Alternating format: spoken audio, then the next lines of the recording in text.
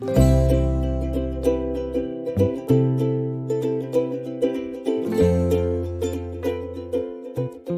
everybody. Welcome to our podcast today. I'm Melisa, and here I have with me, Roisin McNaney, an associate professor in the University of Melbourne.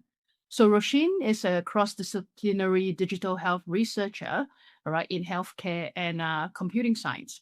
So her research focuses on the role of new and emerging technologies in supporting health and care needs, with particular focus on brain and mental health.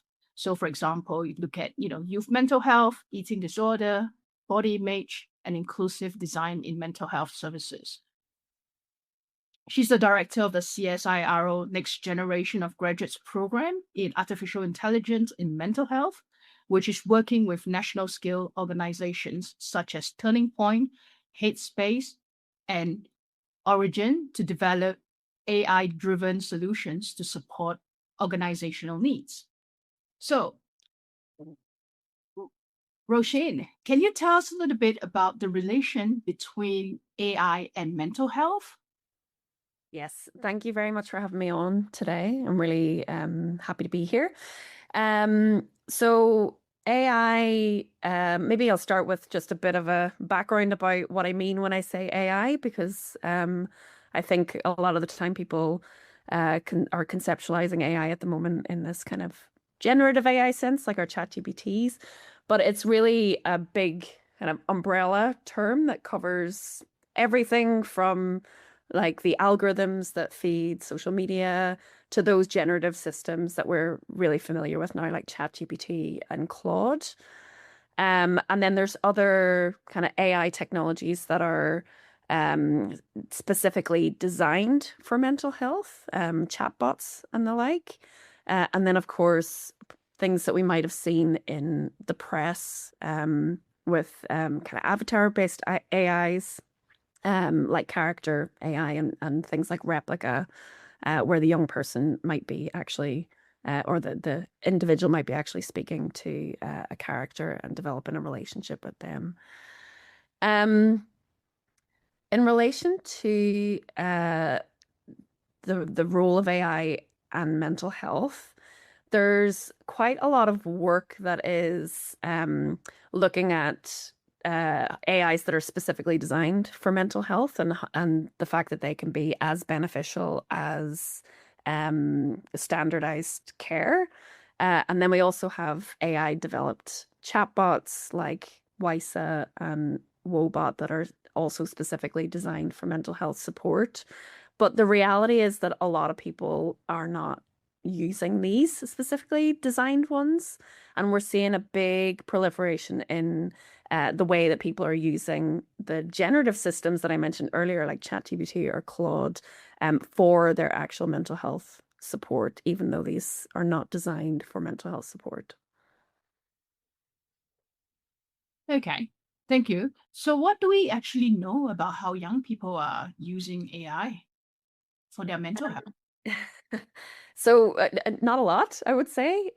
We have to remember that generative AI in particular, like these ChatGPTs, these Claudes, they are really babies in terms of the research space, because we've had the first generative AI system being released to the public in 2022.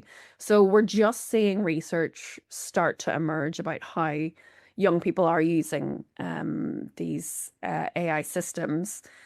There's a lot of kind of anecdotal evidence that we're seeing in kind of TikTok comment sections, Reddit forums about the fact that these are being widely used.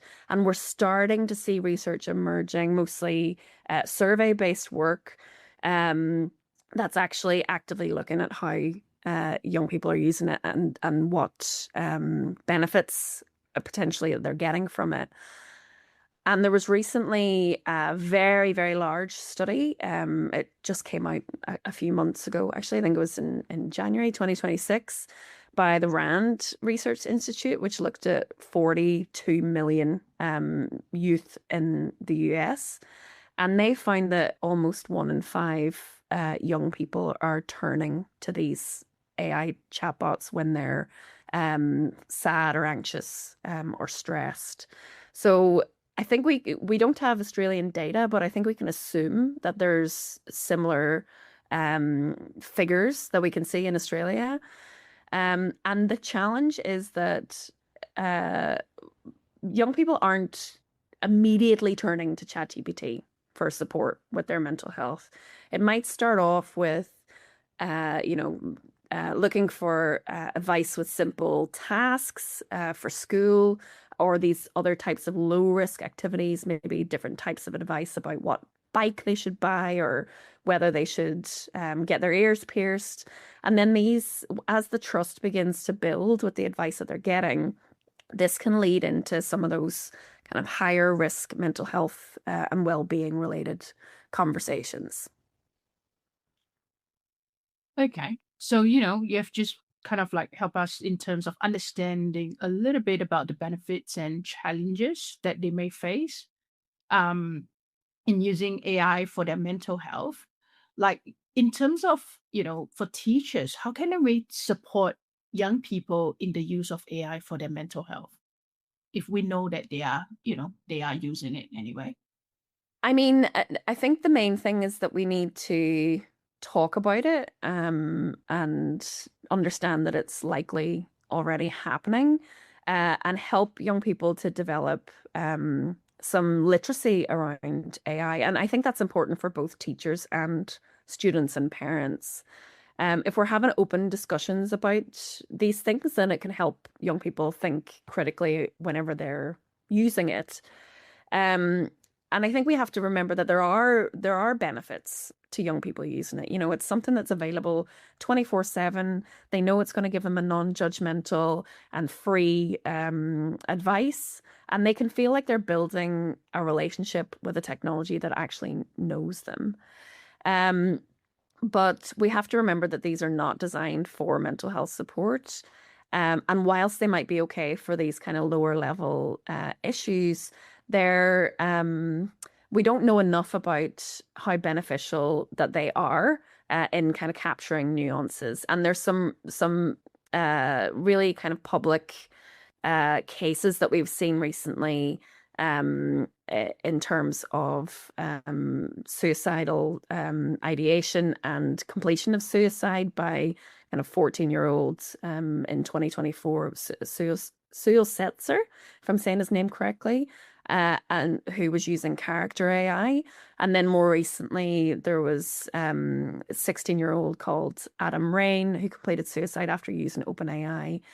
And some of the challenges that we're seeing is there's a phenomenon called AI-induced psychosis, for example, where the person is fueling their own kind of thoughts and behaviors, and it's being fed back to them. And you know, if this is a sustained relationship with the AI and it's unsupervised, it can start to amplify or distort these kind of thoughts that people are having when they're vulnerable. And they can kind of almost believe that the chatbot is real and a trusted companion. But realistically, the way that they're designed is that they will always agree with what we say because they are, at the end of the day, designed for engagement.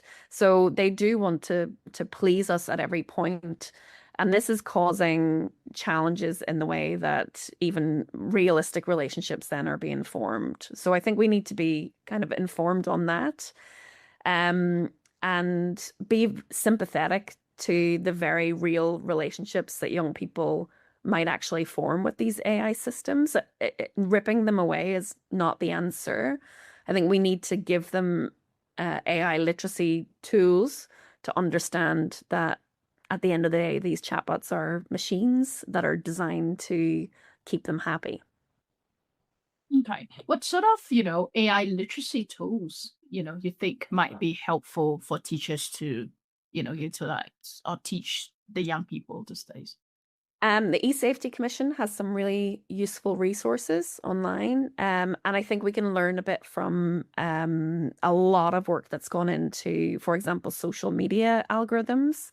and materials that are developed for this, because they have a similar approach wherein the AI is driving a social media algorithm that's funneling content to a young person that can be potentially toxic. And our own research has looked at this quite significantly, especially in the eating disorder space.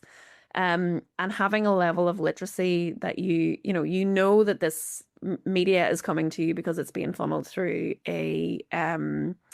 through an algorithm based on kind of what you're liking or what you're commenting on or what you're watching. If you know this, then there's an ability to be able to break that cycle by not responding to these types of videos, by diversifying the content that you're looking at on social media.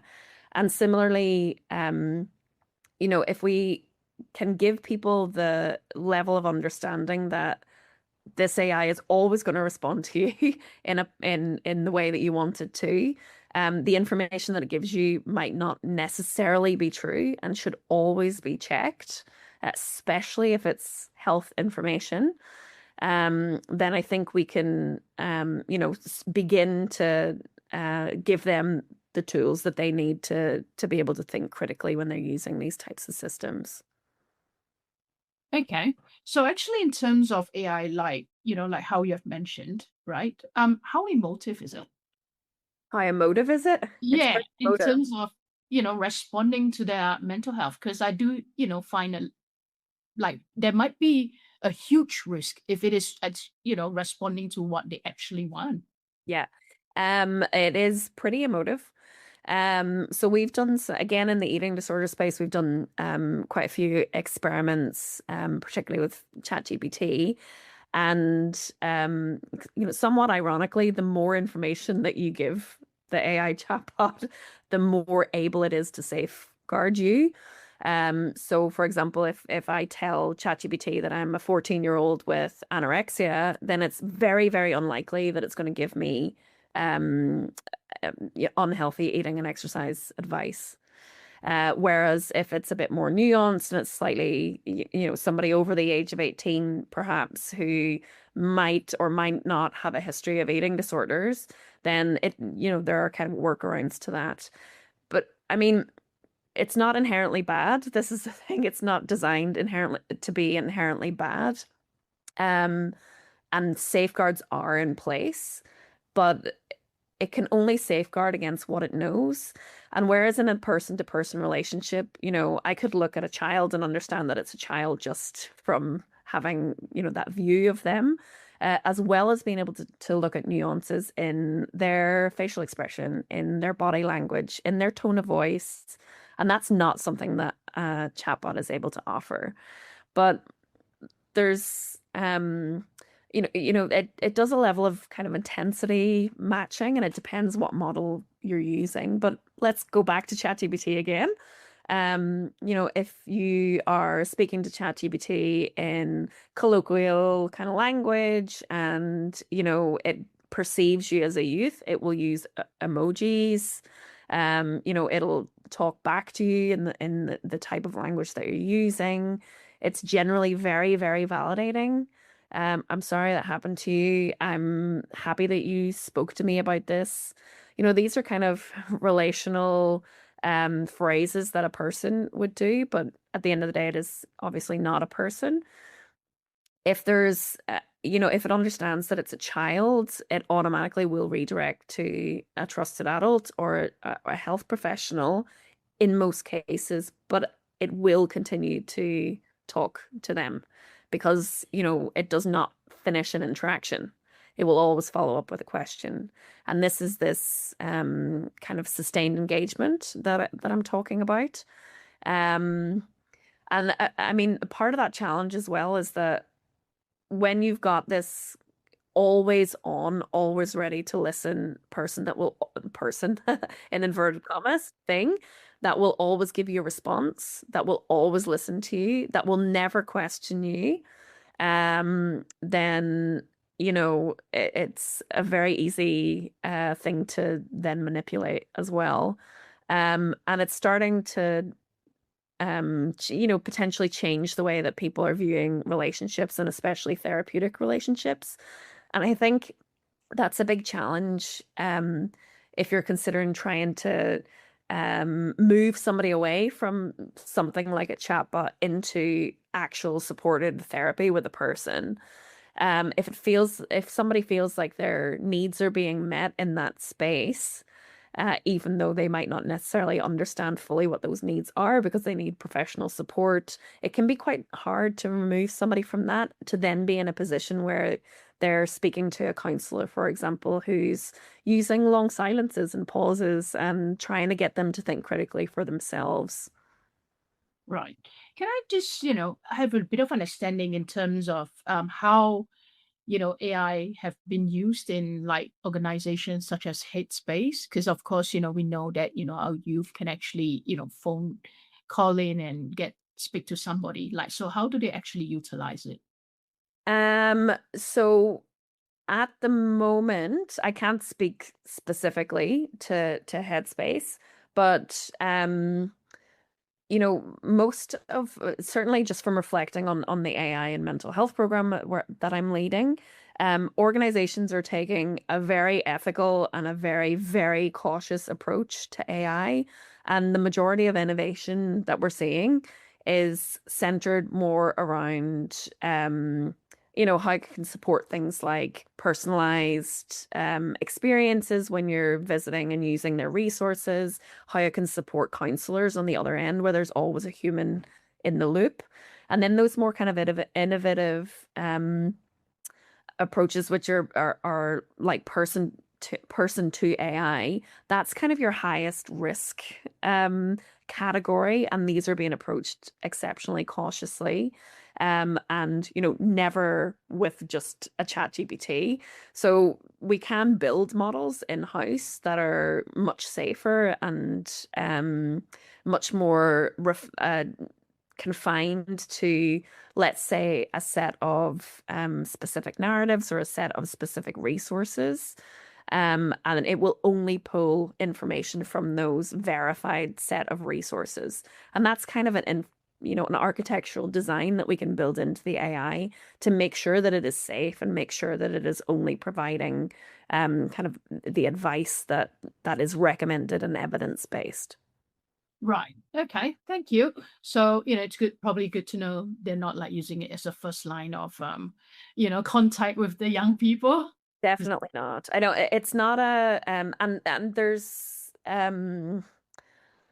never a sense of, certainly in my experience working with Australian mental health providers, it will never be the first point of contact in a deceptive way either. So, if a young person is using a chat function, they will be speaking to another person at the other end of the line, even if they feel like they don't. I hear a lot of the time counselors get asked all the time if they're AI, which is not the case, but I think that kind of experience that somebody can have can maybe feel like they're talking to somebody else at the other end. That's an AI at the other end.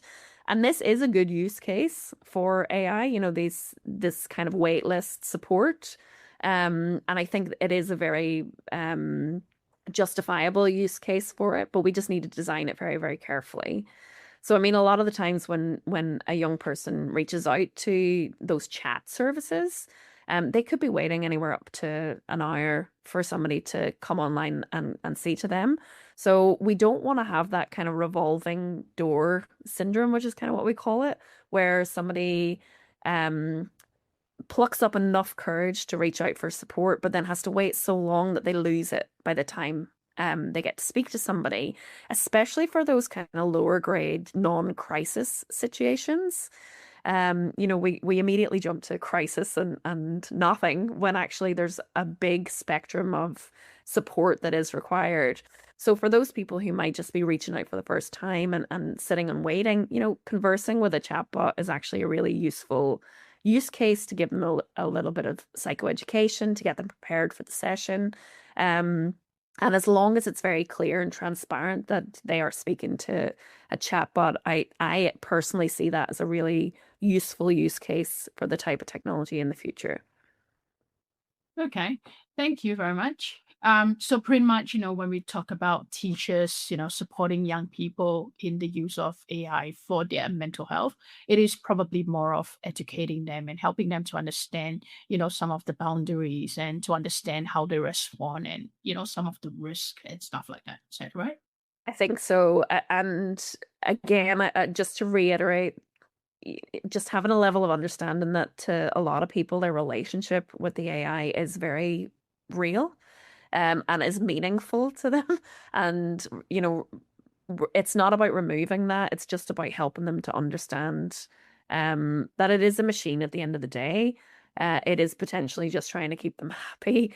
And it won't necessarily be able to direct them to the resources that they actively need. But I think we should acknowledge fully that for some people, it's really quite helpful, and is providing useful support. We just don't have enough evidence to really understand what those specific boundaries are in terms of that kind of spectrum of mental health needs, and what might need additional support, and how people can be redirected to that in a safe way, without kind of removing that relationship that they've already built. Right. Okay. Thank you very much, Roisin, for your time today.